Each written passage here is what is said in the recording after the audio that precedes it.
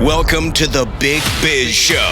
Taking care of business. You want fast-talking, hard-hitting discussions on business and finance? Maybe with a barroom slant and some really salty peanuts? We're not counting calories. We're counting cash. Before we get to the man with the financial plan, meet the money team. Costa, Mary, and Greg. Now Captain Finance himself, Sully. That is right. Wherever you're watching, wherever you're listening, welcome to the Big Biz Show. We're coming to you live from the Loft 100 studios in what is now sunny Southern California. After a brief bit of much-needed rain, Costa, Mary Godwin, of course, our executive. Did you enjoy the rain? I know you loved it. Greg Totter. I loved it. I dug it. I don't like to drive in it because I'm old, but I like it. It was nice. It was nice getting a little rain. And Sully. Hey, Captain Finance to you. Can I give some very exciting news? Yes. Howie and Devon are together again. Yes. At the Small Cap Conference in New Jersey. Oh, right what could now. go wrong? They are filming some like Mike DePasquale from Excellent. Beacon Live is going to be there. Okay. David Lucci, remember ACXP? He's course. going to be there. Big fan. So some of our clients, some of our friends, some of our show family are there. But they're going to do a Howie and Devon go to Small Cap some Conference. content. We're going to be able to dip in live with them later this week. Oh, So my it's gonna gosh. be good. Speaking of which, Howie Font, who lives in New York City, just across the way there, on his way out to go meet Devon, joins us now on the Big Biz Show. Our analyst, Howie, are you looking forward to this, or are you not looking forward? I'm riding it out of the next contract. Devon's like a frisbee throw away from you, man. Are you so excited? You can tell by his expression. There are alerts. It's like there's a flood. It's like there's some sort of fire. Yep. I hear cell phones going off. We need Devon to get the theme approaching. song to The Odd Couple with Tony Curtis and Jack Klugman. Yep. Howie, you're way too young to remember this, but there was a play on Broadway called The Odd Couple. Sure. And you are basically Tony Curtis, Yep. who is put together, neat, orderly, and Jack Klugman was basically the guy in the Dem Bums hat with he was a sports writer. Sports writer. I think one of them was a stock guy and the other was a sports writer. Yep. And they were roommates.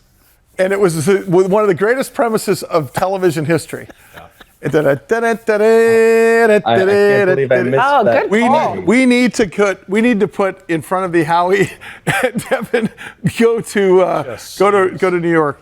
Hey, we had a big swoon with big tech sell-off at the beginning of the week here. I mean, everything from big caps to small caps dropped like Dick Cheney's hunting partner. Yes, love that one. Dropped like acid before Woodstock.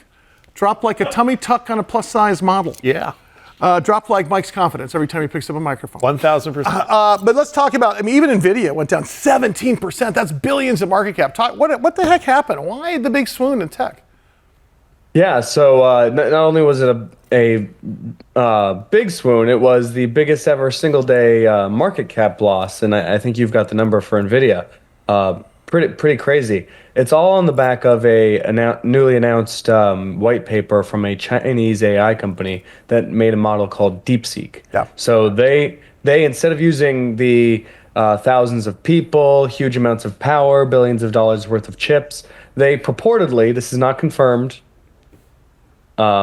people are skeptical, but the claim is with $6 million and 200 people, they were able to make something as good as ChatGPT. Well, I'll tell you, we're going to be talking to Suresh Venkatesan a little bit later in the program today from Poet Technologies that actually talks about, Deepseek talks about Poet and how this works. But it's interesting because, Howie, I know you don't remember encyclopedias when you were a kid because you were born with the internet, but this ChatGPT and AI is as groundbreaking to the way we do business. In fact, it is more so than even Bitcoin and the blockchain. Stand by here, we're gonna get more on Howie Font coming in here because only time's gonna tell.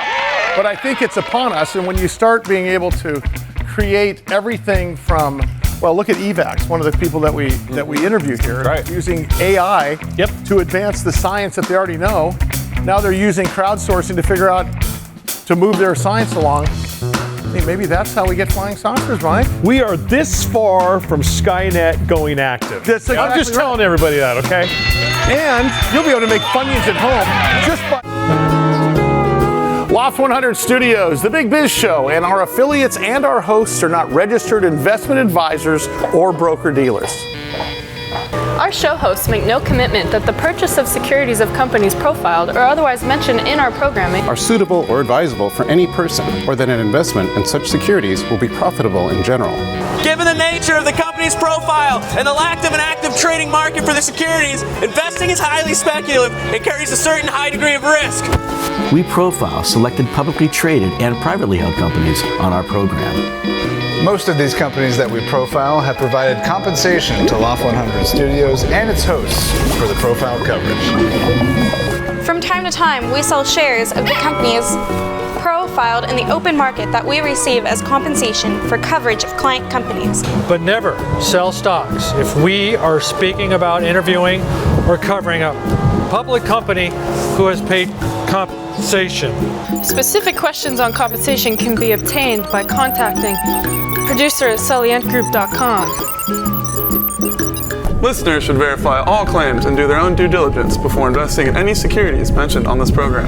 Investing in securities is speculative and carries a high degree of risk. We encourage our investors to invest carefully and read the investor information available at the websites on the Securities and Exchange Commission at sec.gov and or the Financial Industry Regulatory Authority, FINRA, at www.finra.org.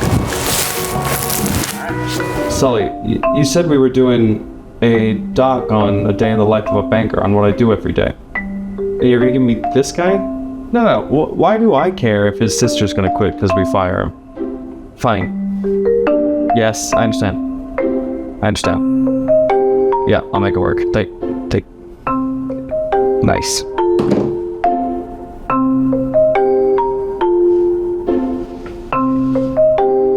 So you ready to be besties or what?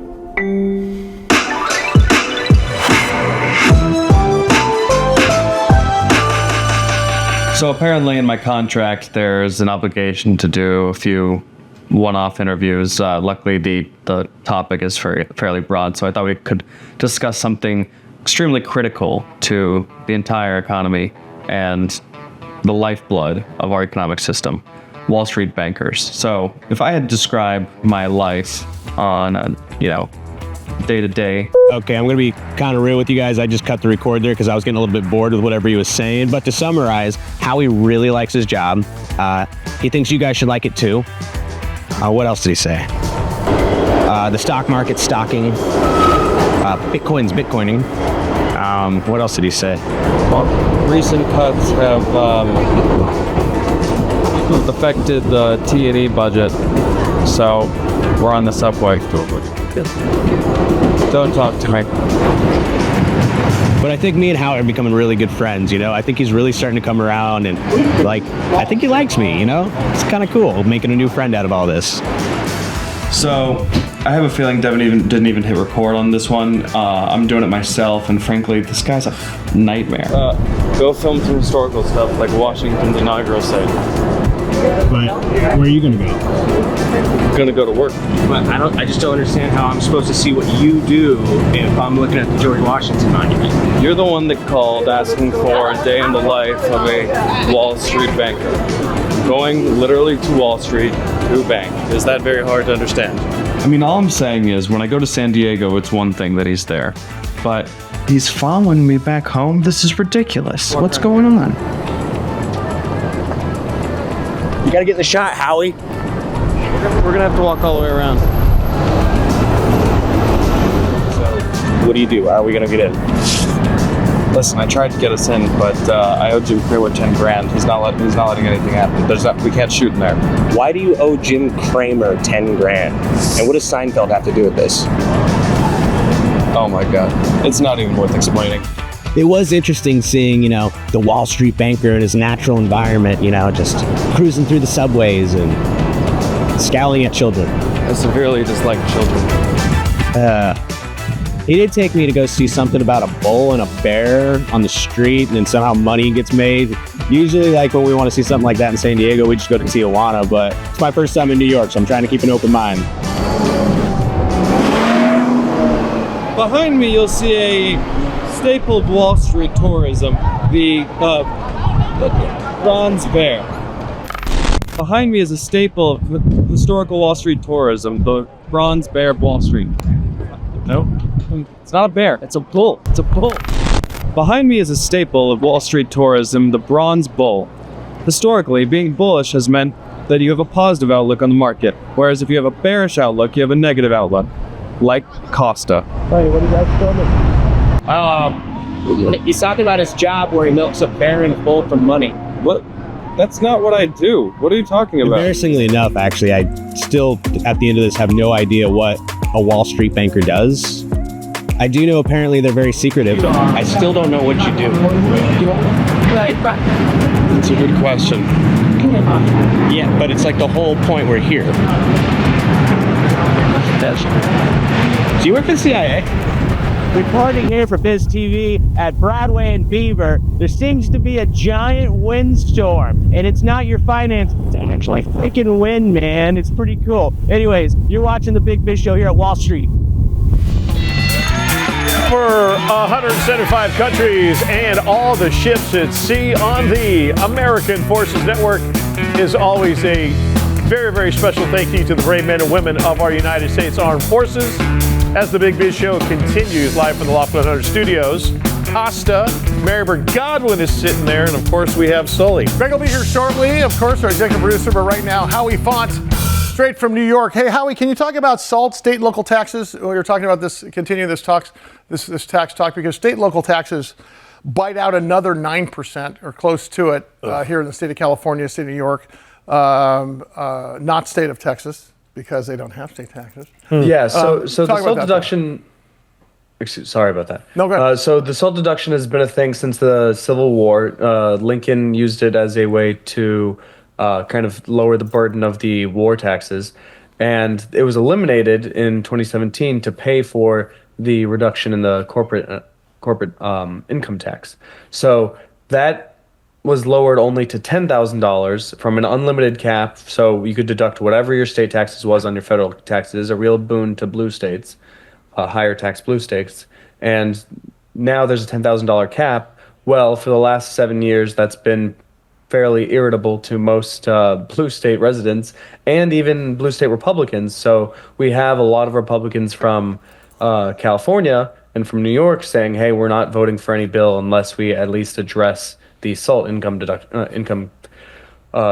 So it's probably going to go to somewhere around $20,000. The blue state Republicans are asking for $50,000. That's a little bit too much. So you can expect that to happen. So that's another good thing.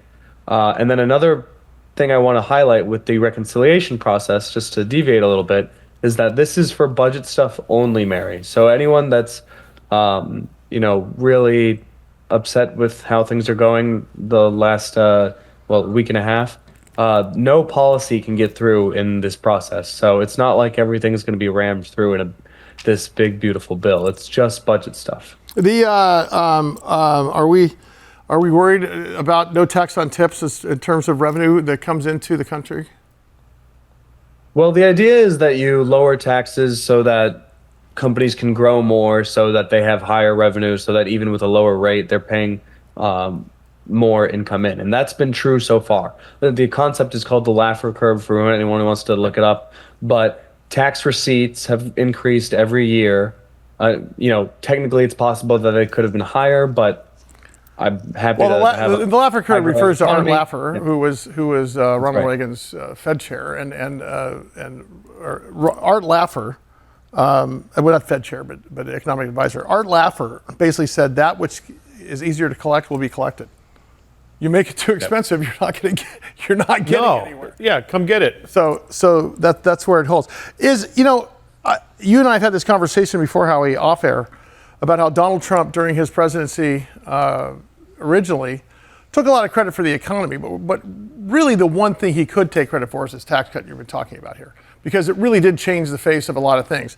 There was a lot of unintended consequences that he took credit for, like companies giving money that they saved on corporate taxes to their employees, which wasn't his idea, but it happened. It was the law of unintended consequences. People repatriating, though, companies repatriating, more manufacturing. Could more of that happen? Or is this all just about fighting the good fight to hold on what we had back then that was sort of unwound recently? No, I mean, I think this is fighting the good fight, and it's a recalibration and adjustment to, where things were done in haste. So I think this will clean up the status quo. This is to preserve what has already been had. There's, I bet you in the end we actually stay at the 17% corporate tax rate, and it's just about seeing what kind of deductions we can get for individuals. So that makes us competitive with the rest of the world, though, man. I mean, that's what's going to be. I agree. Howard, thanks. Hey, good luck. I know you're going to the Small Cap Conference, and while you are headed over there, we want to show you the reason that Howie shakes his head when he realizes he has to be with Devon in this next series of Howie and Devon go to New York City. Well, we have the same clip we had prior, where he was showing Wall Street. Howie is a saint. Check this out. After that, we have a huge show. Stand by.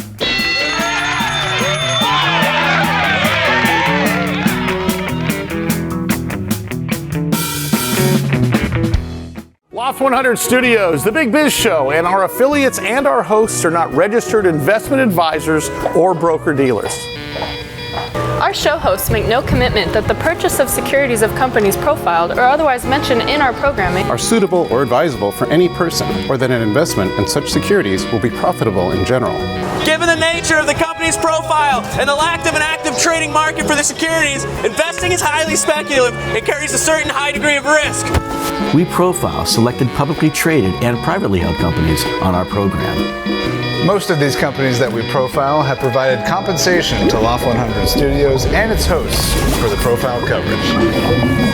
From time to time, we sell shares of the companies profiled in the open market that we receive as compensation for coverage of client companies. But never sell stocks if we are speaking about interviewing or covering a public company who has paid compensation. Specific questions on compensation can be obtained by contacting producer at sullyentgroup.com. Listeners should verify all claims and do their own due diligence before investing in any securities mentioned on this program. Investing in securities is speculative and carries a high degree of risk. We encourage our investors to invest carefully and read the investor information available at the websites on the Securities and Exchange Commission at sec.gov and or the Financial Industry Regulatory Authority, FINRA, at www.finra.org. Hey there, live from the Loft 100 Studios in sunny San Diego, California. Big Biz Show continues. There's the Day Trader Trio, boys. There we go. Nice job. Steve JJ Weisman. The Scam Man. Scamicide.com is a website that my parents, who are elderly, and my children, who are now in their 30s, have been using for, well, my kids have been using since they got to college and maybe right before in high school, because Steve's been on the air with us for close to 15 years as a guest. His first book that we featured, The Truth About Avoiding Scams. In fact, Steve, that'll tell us what year you came. When was that book published? That'll tell you how long you've been with us. Gosh, I don't even remember. It's been so long ago. Yeah. But The Truth About Avoiding Scams is one of your first books. Of course, and then Identity Theft Alert and a number of others. And you are the resident scam expert in the country. I have to talk about what's going on with the fires here on the West Coast. I keep hearing about everything from insurance scams to construction scams to donation scams. Talk about that. Yeah, and it's not as bad as you think. It is far worse.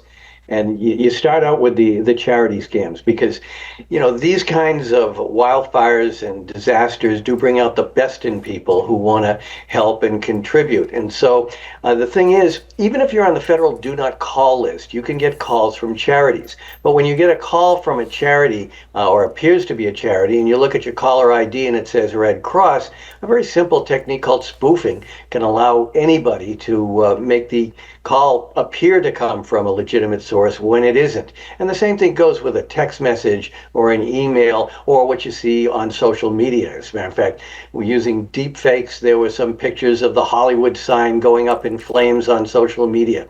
So you never really know. So when you do get contacted by a charity, if it sounds like it's something legitimate, you ignore that and you go to a site called charitynavigator.org. That'll tell you the real charities that are dealing with it, that have been vetted out by this company, because what they'll do is they'll tell you which ones are the scams, which one are legitimate, where you can go to make a contribution, and how much of what you contribute is actually going to go to help people, and how much for their administrative costs. So you don't want to give to a charity that's going to be taking more than 25% of what you contribute for their costs. And when we see those things happen, Steve, as an attorney, is there any recourse if you gave money away for, say you gave a couple $100 away with all good intentions and it was just a scam? Is there any recourse whatsoever? There is, but it's a matter of actually trying to catch the people that do it. These days, between AI and assistance in hiding where they are, and many of them are from overseas, and they're not going to be extradited to the United States. A lot of these scams come from China, Eastern Europe, and Brazil. And they're just not going to be held accountable. So the money is pretty much gone. And with GoFundMe, if you make payments there and it turns out to be a scam, GoFundMe actually will compensate you. But I think you're better off dealing with the major charities that do the work. And there, if you get scammed, unfortunately, that money's gone.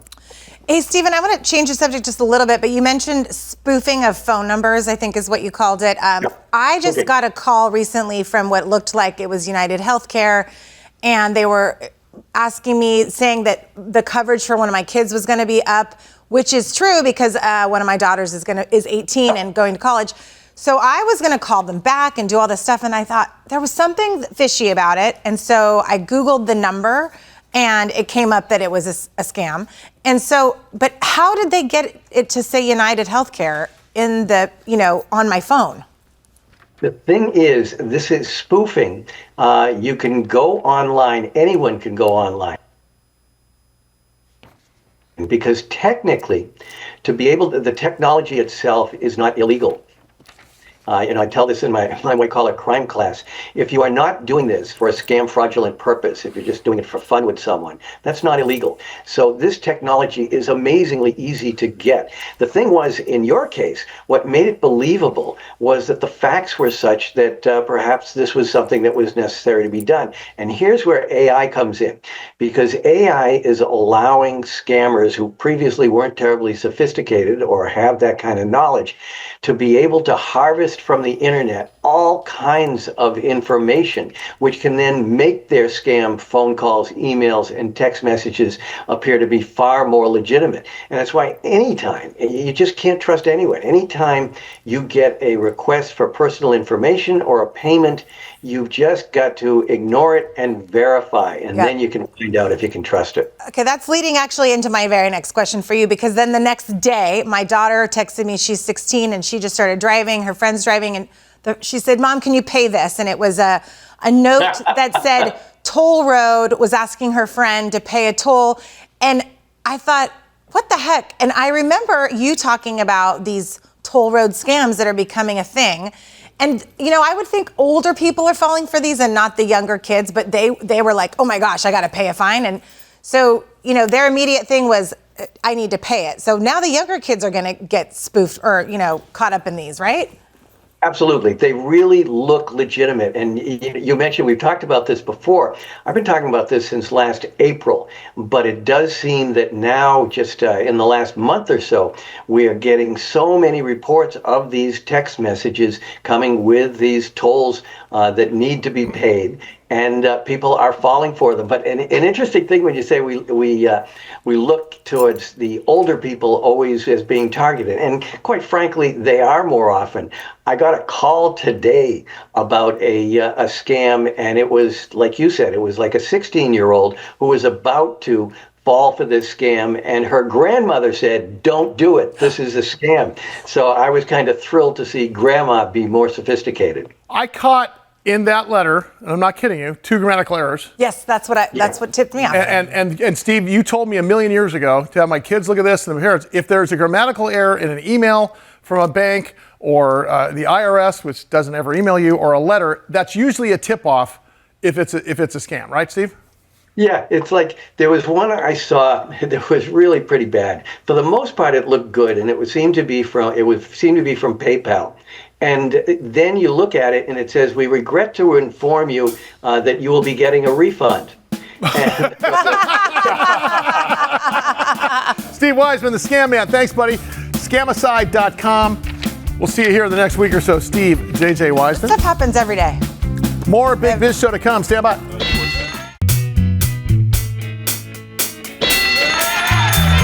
Wherever you're watching, wherever you're listening, the Big Biz Show rolls on. We are live from the Loft 100 studios here in sunny Southern California.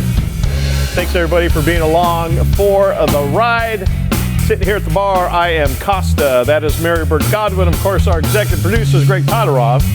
And the man running the whole show.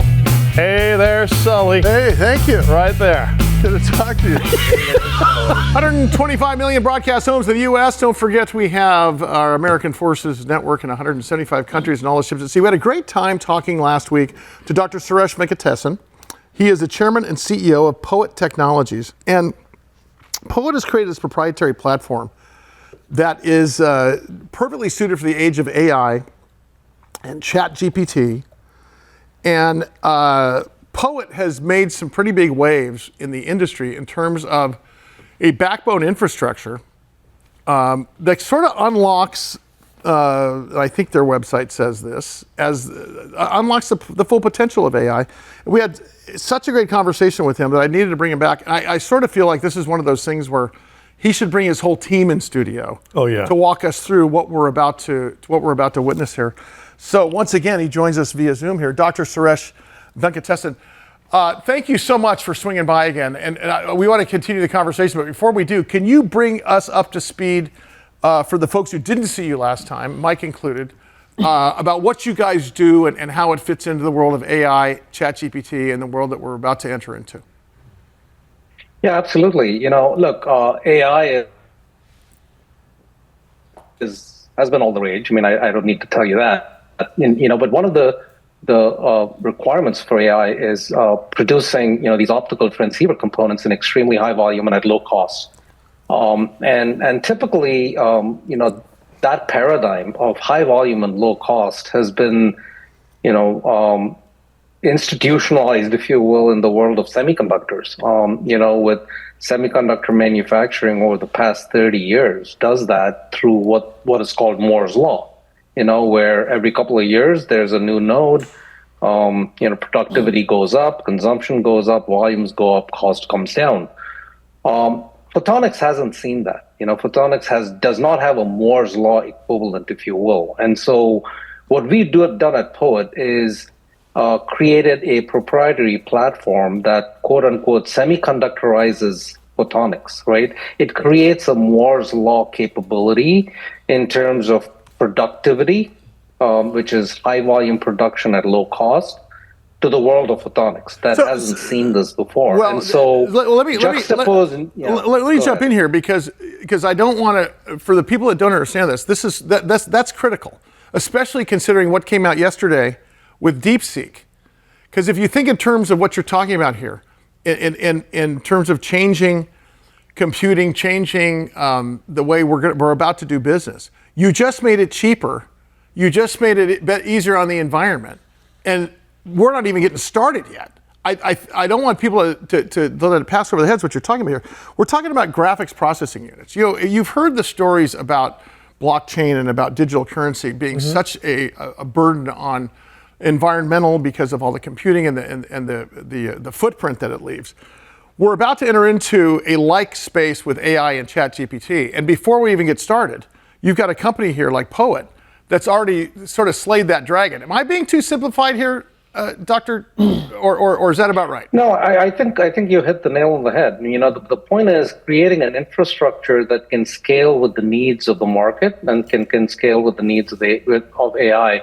I mean, you brought up Deepseek. I think there is a paradox in the world, right? It's called Jevons paradox. This British economist in 19th century, basically saw that as technology makes progress, things get more efficient. And the paradox is as things get more efficient, you would think you need less of it. But what actually happens is as things get more efficient, more and more consumers come into play. And so you end up needing and using more of it, right? And so I know that there was a slay in the market yesterday with Deepseek, but the reality is it's a more efficient potential software solution, right, for AI, which means it's going to bring more users. More users means more hardware, more data, more of everything, not less of everything. And so I think that paradox needs to be, rationalized. It happens over and over again in technology, and so we see DeepSeek and other advances in software like DeepSeek to actually play into the strengths of POET, which is create more demand and then be able to solution that demand with, better manufacturing capability and technology. So I'm going to make a comment here. DeepSeek did swoon yesterday, but everybody in that industry and anybody below $6 a share because of the algorithmic trading historical junk that happened yesterday across the board. So I don't want anybody to think it was criteria specific to an industry or anything like that. Mike? Dr. Suresh Venkatesan, Chairman CEO of POET Technologies. The ticker symbol is POET. Dr. Venkatesan, as far as AI and this whole new world that we are quickly being thrust into, do you welcome government intervention? Do you welcome the government eyeballs, or potential mandate even, or mandate, or you're the mindset, please, no government, we've got this? Well, look, I think we're in an industry where there needs to be some form of regulation, but the regulation needs to be measured and must not stifle innovation, right? So I think that balance is critically important. There are some thorny issues with AI, obviously. Government needed to get involved and law needed to get involved to solve the writer's issue, right? In terms of, blatant violation of proprietary capability and technology that, was easy to overcome with potentially using AI and ChatGPT and, plagiarizing ideas and concepts. And so, there are going to be areas where, there's going to need to be some intervention. But, I think on balance, providing that intervention without stifling innovation is going to be the critical piece. Hey, can you talk about your customer base? Because you guys are growing leaps and bounds, and 2025 is looking pretty exciting for you folks. Yeah, we announced some really nice customer traction this past year. I think we start with Mitsubishi. They're one of the premier companies in the world supplying optical components such as EML lasers, which are kind of the backbone of the data center infrastructure today. And in partnership with POET, they've been able to innovate. So I think the power of the POET platform is it also allows our partners to innovate and create better and newer solutions. So on the heels of that, we also have, partnerships with Luxshare and Foxconn. These are, of course, household names in the industry, serving giants in the industry, right? And so we're very happy to have them. And we also have a customer relationship with Mentech. All of these customer relations that we announced this past year has been, really targeted towards 800 gigabit per second and going to 1.6 terabit per second. So it's really on the bleeding edge of data communication infrastructure, which is where the world is and is headed in the future, faster. So because of AI. Dr. Suresh Venkatesan, Chairman CEO, POET Technologies, their ticker symbol is POET, joins us here today on the Big Biz Show. Am I accurate in saying that because of your efforts, this plane lands where it makes AI more accessible for everybody? Is that about right? Yeah, I think it's a circular argument. I think typically, I think it's, if you look at, just turn the clock back a couple of decades, there used to be computer hardware, power, processing, and then for a long time, it was the world of software. Yeah. And apps and, software essentially rule the world. Now, software has become so powerful that you need newer and better hardware. And then that cycle repeats, right? And so I think we're now in this phase for perhaps the first time in about 20 or 30 years where significant improvements in hardware are needed to continue the growth and power of software. And so that's why you see a lot of hardware chip companies and companies that are providing hardware infrastructure for AI doing really well, because there is a shortage of hardware and hardware infrastructure to be able to generate and move all of this data. And when that infrastructure is available, then I think more and more powerful software can be developed, and then the cycle continues. So for sure, we're in that cycle of improved hardware access that plays really, really well into our strengths right now. I mean, first of all, again, AI and ChatGPT. Have you guys got involved in ChatGPT? Oh yeah. Oh yeah. Have you? I mean, because it's the difference between when we had Encyclopedia Britannica and Funkin' Wagnalls, totally, and the internet. Yeah, and that for us, right? Right. Now going into ChatGPT, it's almost like it's almost the magic wand. And Dr. Suresh Venkatesan and their company Poet Technologies is bringing it to light. I want you back on the air. I want you in San Diego, man. We got to spend a time with you and your staff here talking about this thing. It's amazing. He is Dr. Suresh Venkatesan. Again, the company is Poet Technologies. He's the chairman CEO, and their ticker symbol is POET. Dr. Venkatesan. How poetic. Very poetic. Smart. Countries, all the ships at sea on the American Forces Network. To our brave men and women in the United States Armed Forces, as always, we thank you for what you do, what you have done for us. Right here on the Big Biz Show, the Loft 100 Studios, Costa, Marybert Godwin. Our executive producer is Greg Todorov, and that guy right there behind the bar is Sully. Hey, Steve Glover is with us. He's got 40 years of business experience in biopharmaceuticals. He, of course, is the chairman and CEO of Zyversa Therapeutics. They are publicly traded on the stock symbol ZVSA, and of course, he is also in the state of Florida, and we're happy to say that Steve is alive, well, and hopefully mostly dry. There, but what has that been like this year? I know you're on the other coast, but still, that's got to affect everything that's going on over there. Well, it's like a game of whack-a-mole. You kind of dodging the hurricanes and the wind, and you end up with tornadoes. Let's just say it's an exciting time to live in Florida. That's one way to put it, buddy. It's an exciting time. Hey, let me ask you. You had a really, really great press release that came out earlier in the week that we talked about. I want you to say it for the folks that didn't hear it. Walk us through exactly what's gone on because there's so much around this, and the good side is that you guys are at the right place at the right time once again. So it's good to see everyone. It's been since the summer. There's a lot going on in this whole obesity inflammation market, and we were fortunate enough to work with a really renowned group of people over the summer trying to figure out how to move forward into this area. And we were proud to announce that they not only agreed to work with us over the summer, but joined our scientific advisory board. These are a host of people from the likes of Harvard and WashU and actually UC San Diego with Dr. Olewski. Just people that have been studying this issue for most of their careers. They're practicing physicians as well as researchers, and their feedback has been immeasurable to us to move forward into our next stage of our development of our product, IC100. I think what's interesting here is when you talk about the market that you're in, how much has it exploded? Literally in the last, and I think we know why. Talk about that a little bit.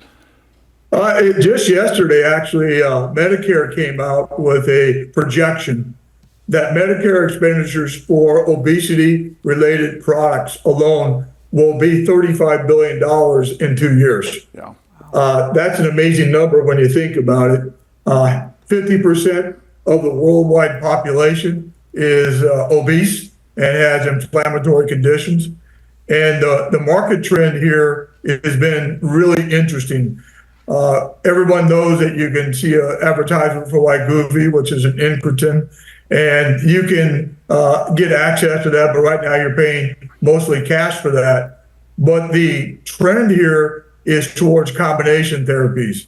And these combination therapies are not only treating the obesity, where you're getting, a loss of fat, 50, 60% fat loss, but the trend now is to add a product that prohibits excessive muscle loss. That's one of the issues within the treatment paradigm right now. And that combination trend has led to several IPOs over the last 90 days, and has led to the next step, which is combination therapy with an inflammasome inhibitor added to that regimen. In fact, Sanofi and Ventex just announced last week a $27 million investment from Sanofi to do phase 2 to add their inflammasome inhibitor to those regimens. So just a really explosion here in a $100 billion plus global market. Steve Glover is the chairman CEO of Zyversa Therapeutics, their ticker symbol, ZVSA. Steve, with that unprecedented level of weight loss and the, achieved with the therapy and things like that, developments with the drugs, do you anticipate that the investment in the category will go down? It's actually, I thought so initially because of, investors' interest might, soften a little bit. It's actually been the opposite. We just saw a report that there's been a 10-fold increase in venture capital into the area. IPOs have begun to take place, and investment dollars are flowing very rapidly here. And the reason is that next step I talked about around combination therapies to go after these comorbidities. So as someone who's obese, they're actually not only obviously suffering from the weight problems, but you're seeing cardiovascular disease, type 2 diabetes, these comorbidities of which we're looking to treat, explode in their funding areas. So people are looking to fund into these areas to look at those comorbidities. They think inflammasome inhibitors like ours are a real key to that. And so it's just a really explosive area right now. That's like the BioAge deal, right? I mean, they got $170 million for that. I forget the name of the drug, but I mean, it's to your point. Their lead candidate is intended to be used in combination with those. I think it's called incretins to prevent weight gain. I mean, that proves your point. I just wanted to ask a quick clarification that with these people that may be using Wegovy or whatever these weight loss drugs are, they may be getting skinnier, but there's still the chance that there's inflammation because they're related, but you could still be, skinnier people can still suffer from inflammation. Yeah, you can be skinny fat because you don't have muscle, and now you're less fat, but now you're subject to the inflammation. Yeah, right. Well, it's a great question because really, if you think about it, when someone is obese, they have cardiovascular problems, they have hypertension, they have maybe type 2 diabetes. Actually, you're seeing things around Parkinson's increasing in obesity. And just because you're losing the weight, you have not modified your underlying disease that I just talked about. And those diseases are driven by inflammation, and that inflammation doesn't go away even though you're getting thinner. As a matter of fact, the fat tissue, what's called adipose tissue, as you lose weight, actually releases inflammasomes. It releases and modifies the inflammation to even become more pervasive. And as a result of that, you need to treat this inflammation as well. Well, and Steve, the moral of that story for plain speaking non-medical folk is that Zyversa's inflammasome inhibitor fits perfectly into this whole space. Yeah. That's exactly the point. I mean, you're looking at this and you say, well, I want to make this patient healthy. I need to treat the inflammation. And that's where our product IC100, which is a monoclonal antibody or biologic, really fits into the treatment regimen. So we're very excited by the progress here. Steve Glover, Chairman, CEO of Zyversa Therapeutics, ticker symbol ZVSA.